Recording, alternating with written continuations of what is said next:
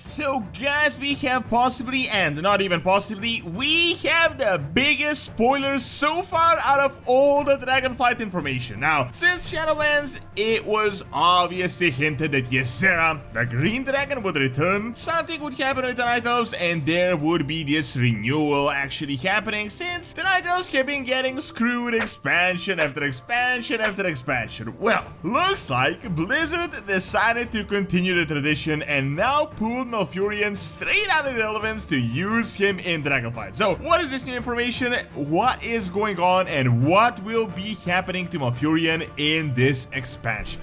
Did you know that you can access your WoW account through your mobile device? Well, you can with the sponsor of this video, Raid. This is essentially a remote desktop software, and you can literally just get started in a single minute. You just sign up, download the software, and you're good to go. You download the phone app, install it, and that is all there is to it. You just connect it to. The free version has a bunch of features that is usually paid in other similar software, and there are two paid options, Pro and Game. With Game, you can combine your PC and game AFK anytime, anywhere, up to 144 FPS support. You can customize the keyboard for various game types, and best of all, you can actually hear the in-game sound on your phone. Additionally, there is the smart plug that you can get on Amazon with a big discount to shut down your PC remotely with a single tap. Use the code on the screen to get a 7-day trial of the awesome remote game only for the first 200 people, and they also have sales with up to 40% off for pro game versions and discounts for multiple devices, so check out Raid.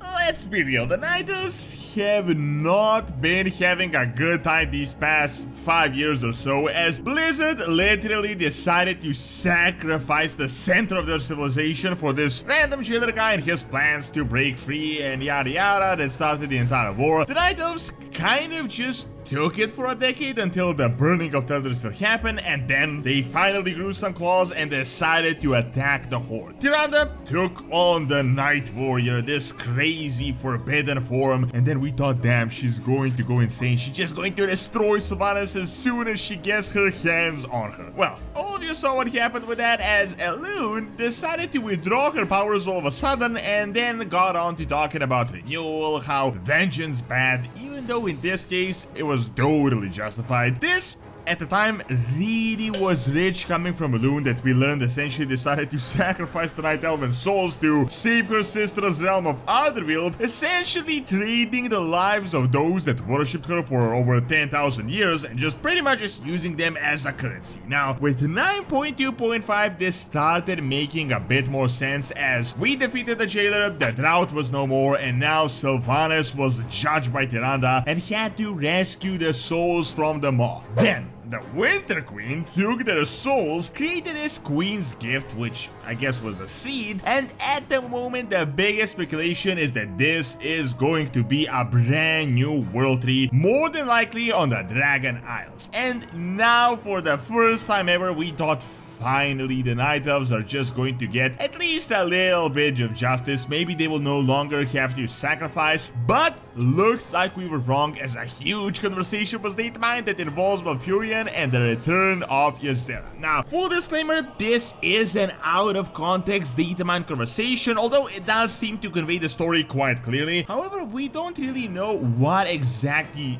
leads up to this. We also don't know what part of the expansion this happens, but there's obviously going to be a lot of context for this to make sense. However, regardless of this, the conversation itself seems pretty straightforward without all that much room for speculation. So let's take a look at what this actual data mine information is all about. Previously, it has been hinted that Ysera will return. This has been hinted at in 9.2.5, where she was like, I can't return, but if he really wanted me to return, then I could do it. And yeah, at that point it was an obvious hint that a sacrifice would be needed for this to happen. Then, in the actual Dragonflight Alpha, we got information that Elune will be involved, and this really, of course, wasn't all that shocking. Blizzard has been pretty straightforward that Elune, Tyrande, and the Green Dragonflight are going to have a significant role in this expansion. Subsequently, a spell was added to the Alpha called a Globe of Rebirth, which was tied to Ysera, and yeah, I guess you can guess what that can mean. However, most recently, this was actually removed in the Alpha. I'm guessing that was done in order to not spoil spoil the storyline, but seeing that they already made this, I think it is kinda too late to pull the spell out of the game. Now, this leads us to the newest bit of information, and that is a data mine dialogue involving Ysera, and it is a talk between Tyrande and Malfurion that suddenly shows up. Tyrande says,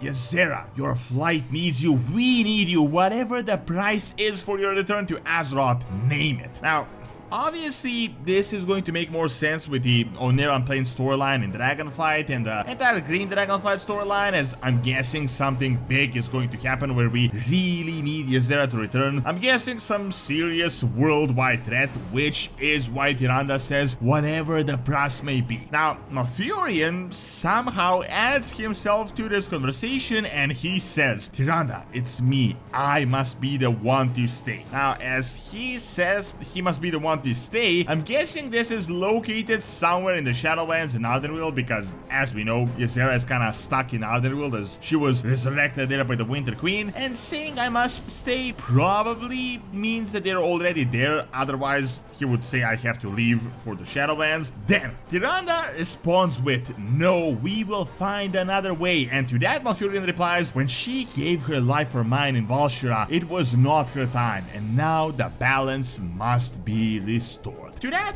Tyrande doesn't seem to be in that of a crazy shock as he says all this stuff, and she says, then I will stay as well, Shandris and the others can, and then Malfurion interrupts her saying, should everything we hope come to pass, the Kaldorei will need you. Now, let's stop here for a second, because this could in fact be a huge spoiler that kind of went under the radar. People didn't really read this line. Should everything we hope come to pass means that something will happen to the Night Elven people. My speculation is that this could be a creation of a new world tree and that it could only be created maybe with Ysera, maybe only empowered by Ysera and no one else, and for this reason this sacrifice must be made, and this would explain them hoping something would come to pass. Now, to this line, Tyrande responds, I'm so tired, Malfurion, don't ask me of this after everything we have endured. Now, I gotta say, this might just be the response of all the Night Elven people after getting sacrificed expansion after expansion after expansion, but I digress. Malfurion says, my love, you have always been the strength of our people. They will follow you ever onward and you will never be alone. Then Tyrande says, until I see you again, I will dream of the night we may truly rest